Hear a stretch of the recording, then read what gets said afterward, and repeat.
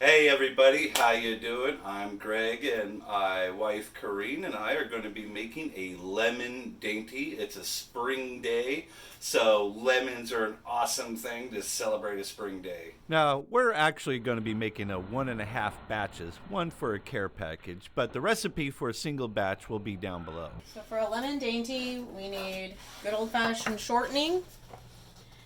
You need flour. We're using gluten-free Bob's Red Mill 1-to-1 flour. A little bit of salt, egg yolks, and egg whites. So we've separated the eggs.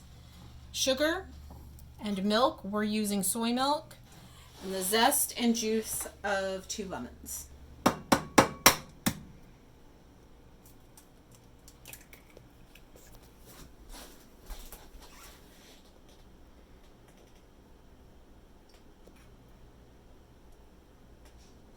And that's to separate the white from the yolk. It's like its own natural little cup of golden goodness. Look at those. So we've separated the eggs. It's best to use room temperature eggs. They separate better. Now we're going to zest and juice 2 lemons. So you'll want to, again, have your lemons room temperature so they're soft.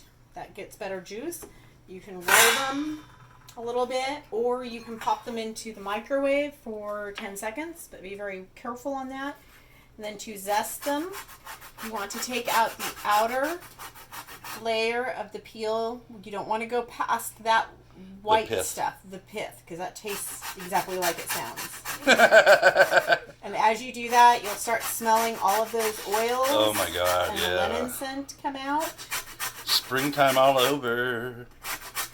That's what I think I love about these lemon dainties, because no matter when you eat them, it could be in dead winter and you'll start thinking, oh, it's springtime. And then the gale force wind hits you.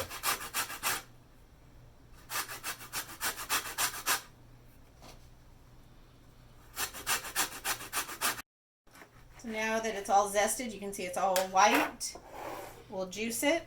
If you have a juicer, fancy juicer, you can do that, or just squeeze it over a strainer. You just don't want to have any seeds in it.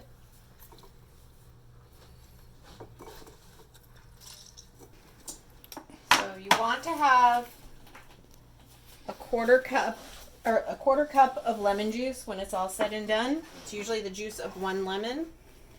And then the other thing, you can put those lemon peels, those lemon ends down your garbage disposal. That will freshen your drain.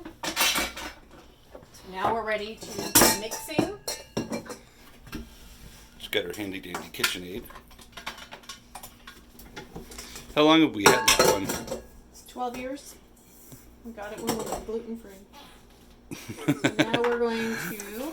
It's seen a lot of experiments. Some failures and some epic awesome ones. Okay, go We're ahead. going to combine the shortening Okay. with the dry ingredients. Is that at room temperature? Yes. Awesome. Always at room temperature unless otherwise dictated in your recipe. So we're going to combine the flour, the salt, and all of the sugar into that. And we're going to mix it well.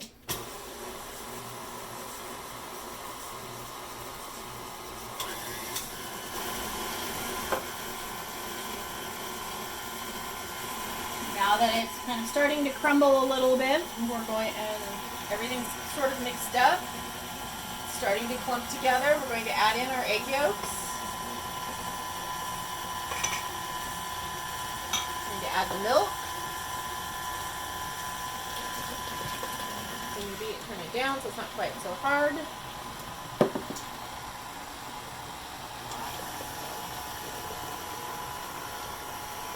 And we're going to add in the lemon juice and the rind. The rinds. The zest. The zest. The recipe says rind, just for the record. Really? Mm-hmm. Huh. How old do you think this recipe is? At least 50 years old, because this used to be something my grandmother would make for my grandfather and my dad. And I can remember my dad and my grandfather sitting across the table from each other with a spoon in hand and a bowl in the middle. And there were exactly 2 servings. If you didn't try to get your serving first, you didn't get it. So what I'm doing is scraping all the stuff off the sides because I need to get the flour and the shortening mixed in with the eggs. See how it's still kind of chunky, and we want to get those shortening bits mixed in, so we're going to blend it for a couple more minutes.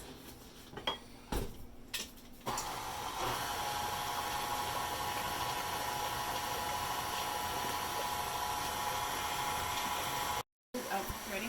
We preheated the oven to 350 degrees. I've got pans ready to go because I'm making 2 different dishes of this. So And what are these pans for? When we're ready to put it in the oven, we'll make a water bath. So we'll put hot water in these pans once they're in the oven, and then set our baking dishes inside of that. See, that's basically what it's going to look like. So this is mixed enough. I'm going to pull it out. Oh, it smells divine. Go ahead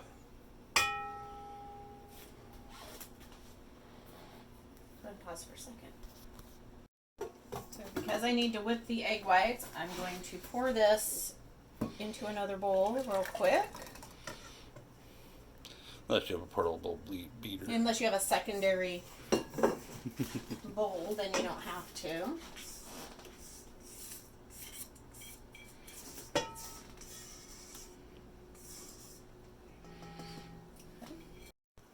Now we're going to put our egg whites in. What happened to the mixing cup? I transferred the batter over to a regular bowl so that we could finish up. And we're going to mix these until stiffly beaten.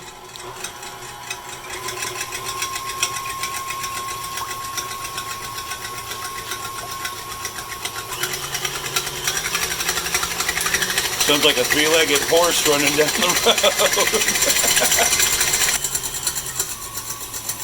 You can see it looks like it's nice and foamy. It's holding the shape as it goes around. So now let's see if it's fairly stiff. You can see how it holds the spot, holds the peak. You want to be careful you don't over mix these because it's called breaking the egg yolk or egg whites, and that just gets yucky. Yeah, well, I did that in home ec one time. Our frosting turned to be a rubber putty ball. So what we're going to do is add this in a little at a time. We're going to fold it in, so just gently mix it into the custard. It does float on top. It's not going to mix in. Basically, you just want it all coated with the lemony goodness.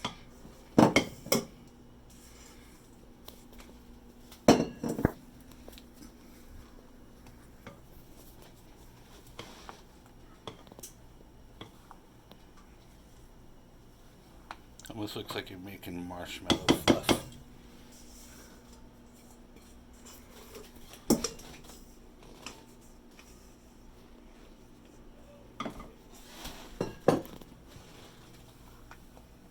Looks so yummy, and it smells so good. Okay. We're going to grease our pans.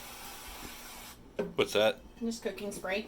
You can just use cooking spray, or if you want to use some sort of an oil or a shortening, you can. Basically, you just want to make sure it's not going to stick in the corners. Doesn't matter because my tongue goes right into all of them.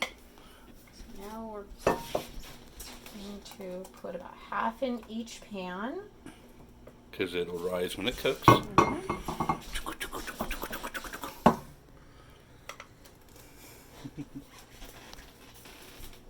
And you want about a 1 quart to 1.5 quart casserole dish, oven safe. Sort of like that size. What size is that, like inches? About what? 6 by 6? This is about a 6 by 6, and it's not quite a full quart. I'd say it's about it might be a 1 quart. I don't know. This is just a standard loaf pan. That's You what's can coming see on. that the foam is rising to the top and the custard on the bottom. It's gonna taste so good. Okay. Oven is hot. Hold her. Whenever you're doing a water bath, you want to put your pan in your hot oven and then add your water. You do not want to carry a pan of hot water across your kitchen. It's just not smart. Or put it in there prior and then try to open that and yank those things out. Exactly. You might just be wearing a bunch of hot 400 degree or 350 degree water. Now, what's the good? Why do you use the water bath? The water keeps the actual cooking space at an even temperature. So it just keeps it from getting too hot and over baking. So we're going to Basically, center it in there. You want the water coming a little over halfway up the pan, or not quite halfway up the pan. So I always put some in there and then add as needed. The idea is that this will keep your cooking pan at an even temperature. and also keeping the top moist, right? Yes. Because custards suck when they are not moist. This will bake for 45 minutes.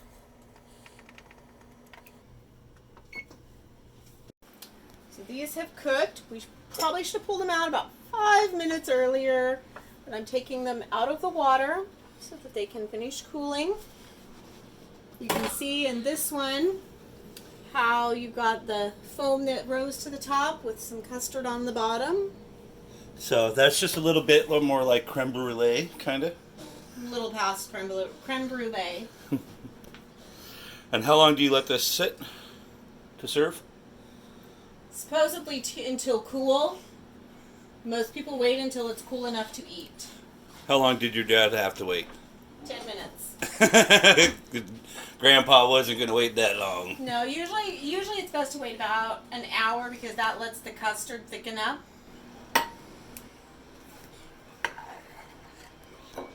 Oh, this is so good. It's all creamy and fluffy. A little bit done, but it's still good. For some of us that like a crust, hold on, I want to check that out really quick just to show them. Look at that. That is just epically awesome. How much do you want? Keep going. Actually, that'll be good. That'll be good for me. It's bikini season, everybody. Oh my god. That is so good. That's like, got this little crust of a cake, and then a little meringue cake, and then almost like a dumpling consistency, and then you got the little fluffy little meringue, like lemonness. Oh my god, this is so good. You got to make this, people. This is awesome. The recipe will be down below. So, thank you for watching. Hit that subscribe button, hit that like button, and share it all with everybody.